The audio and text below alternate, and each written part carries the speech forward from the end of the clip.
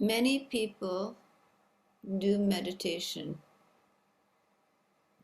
but depending upon their motive, they will get different results. The motive of a person makes a difference in the results of their efforts. Should you want to meditate in order to acquire something, your mind will focus on acquisition. Some people want to acquire worldly attainments, perhaps better concentration, better health, more peaceful mind, a reduction in stress. And these become the motivations for meditative practice. Meditation frequently calms the mind, creates a peaceful atmosphere when done with a good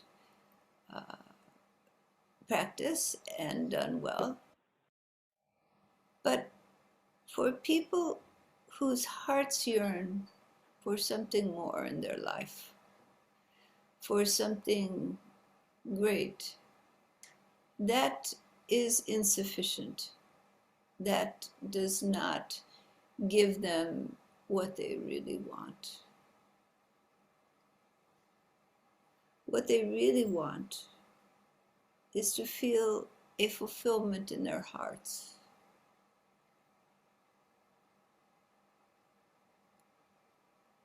To feel that the loneliness and struggle of their life will go away, and they will be able to find real happiness.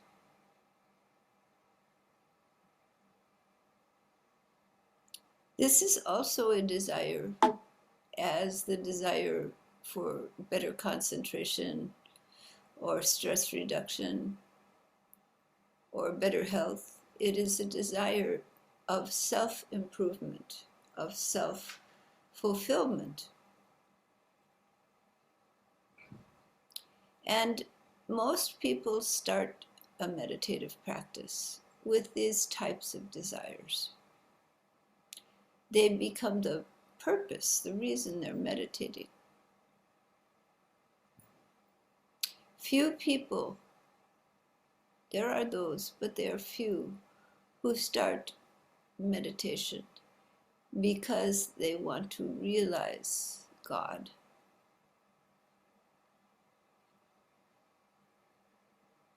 They want a personal communion with the infinite. There are those who do begin meditation for this purpose, but they are few. Regardless, even for that subtle purpose, to desire to learn how to expand the mind and to have some sort of interpersonal communication with the divine. Still, it is a desire to acquire something. This desire to acquire goes on because it is a deep-rooted tendency of the mind. This is how, as a human being, you survive. You acquire what you need, and you attempt to avoid that which is destructive to you, painful to you, harmful to you, or unpleasant for you. So this is a natural way of human beings. And many years can be spent in meditative practice, attempting to acquire goals that have been set by you. And if you think, what have been your goals that you have set for meditation, your expectations of what you will achieve by meditation?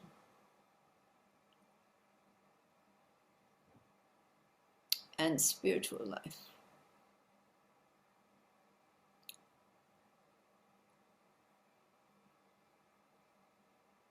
But this desire for achievement only goes so far. There comes a time in the life of each and every spiritual aspirant, every sadhaka, when achievement becomes less important.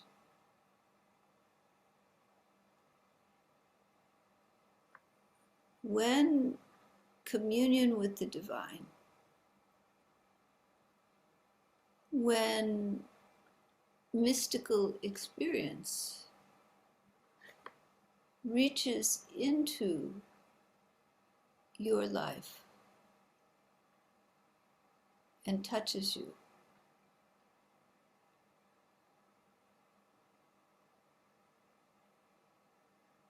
another sentiment begins to arise. Another purpose in your communion and your connection. That is love, real love. When you feel the shower of divine love on you, you know that you are loved unconditionally. Suddenly, acquiring is less important than loving in return, than giving of yourself to that which has so profoundly impacted you.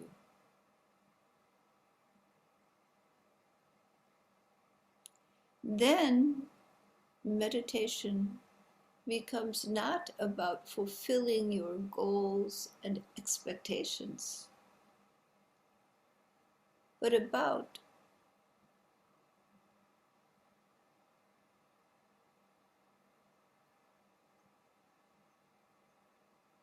letting go, about loving, about service.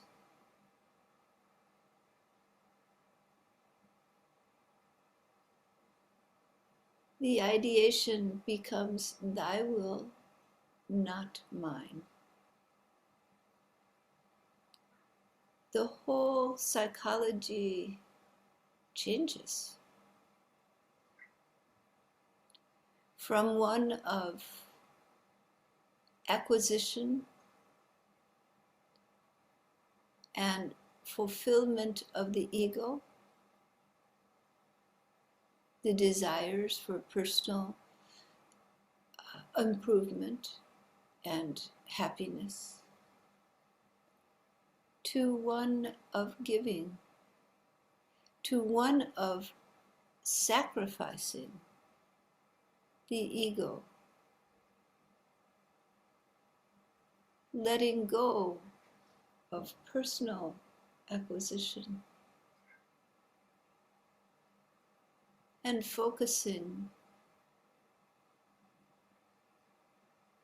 on love divine,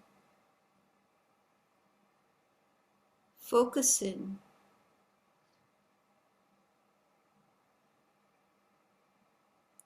on the beauty and magnificence of the beloved of your heart, of the spectrum of creation, of the painting of the infinite in the world of form. Letting go of your desire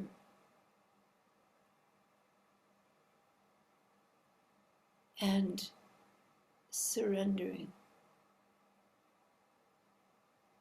to the one who is the essence of the many.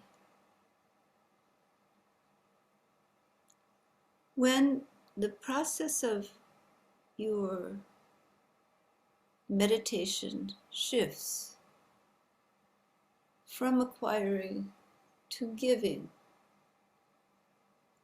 from possessing to letting go, then a fundamental shift happens in your being. When you let go, when you stop trying to acquire, when you stop trying to meet your own expectations,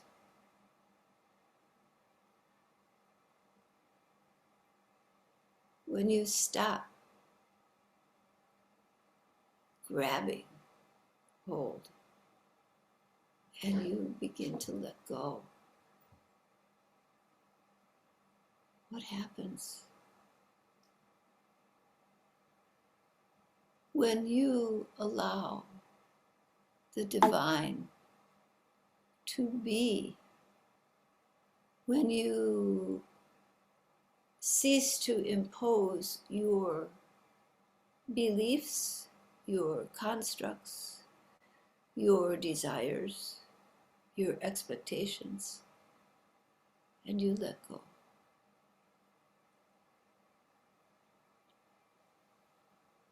What remains?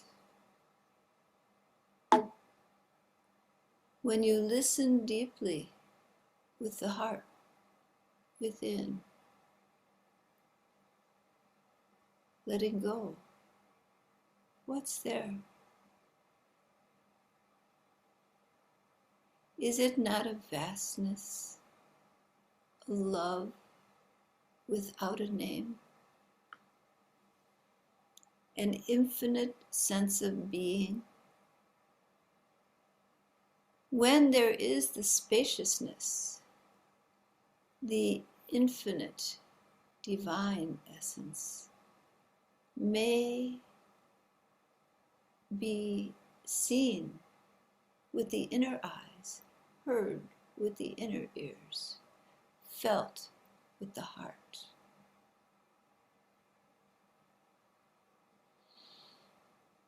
It cannot be acquired, held on to, captured. It slips through your fingers if you try to hold it like water that you're holding in the fingers. It will slide through and you will have an empty hand. But when you cease to effort, when you cease to want, cease to have expectations,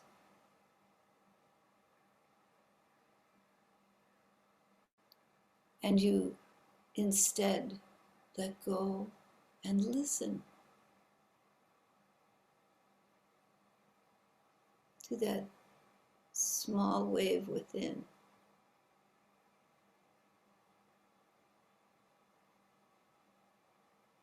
Learning to dissolve all that you have been, thought, believed, learning to dissolve it into the whole, letting the whole, letting the one, letting the infinite be, letting go into that.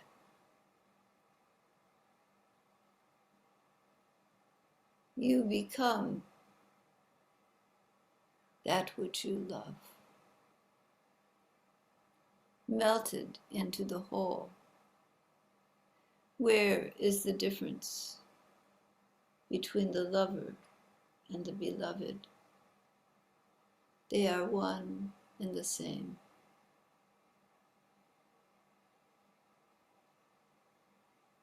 When the will of that cosmic existence is the will of your being, when that love of that cosmic existence is the field of your perception,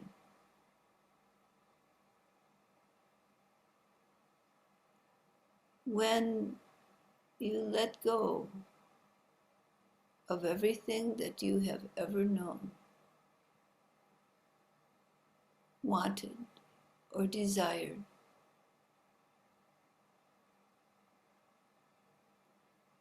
and allow the one eternal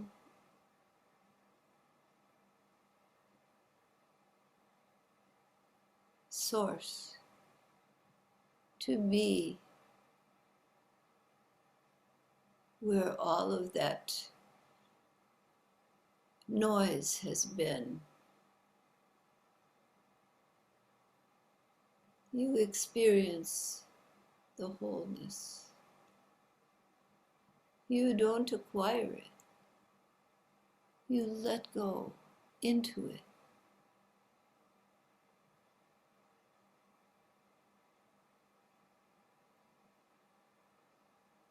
Like the water falling to the sea, the difference between you and the infinite melts away. Not because you acquired the sea inside of you, but because you let go. You melted into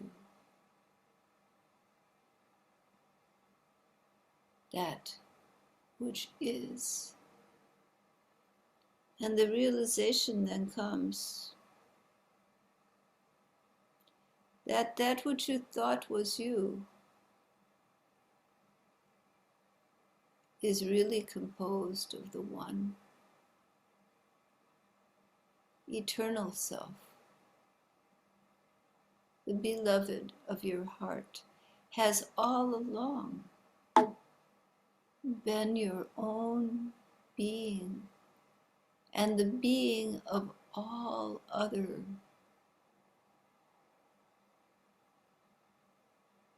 ones in this world.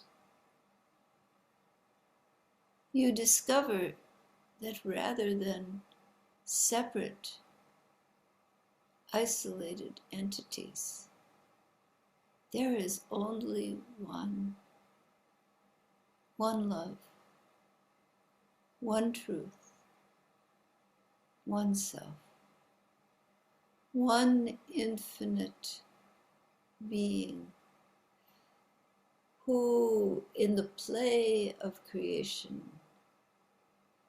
has multiplied itself in the dance of creativity into all of the forms and manifestations of this world.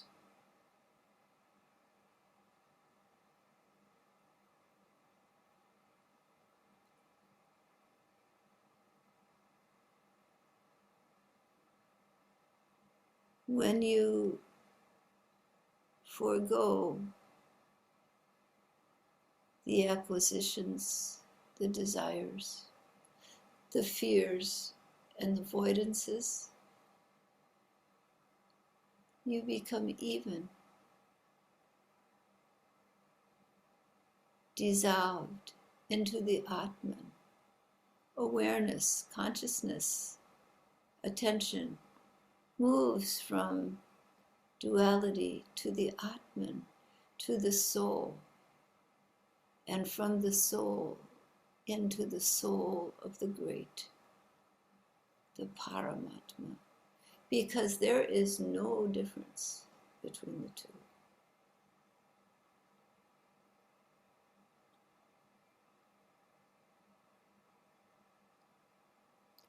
This is your truth. There for you, when the habit of acquiring gives way.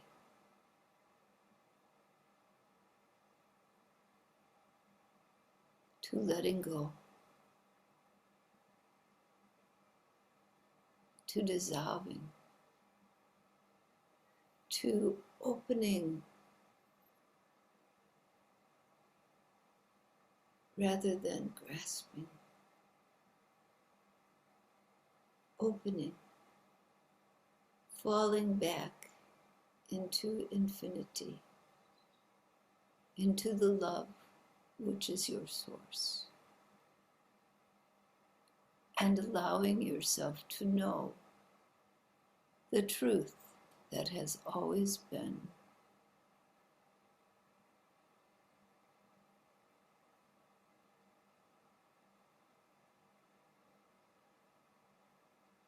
All right.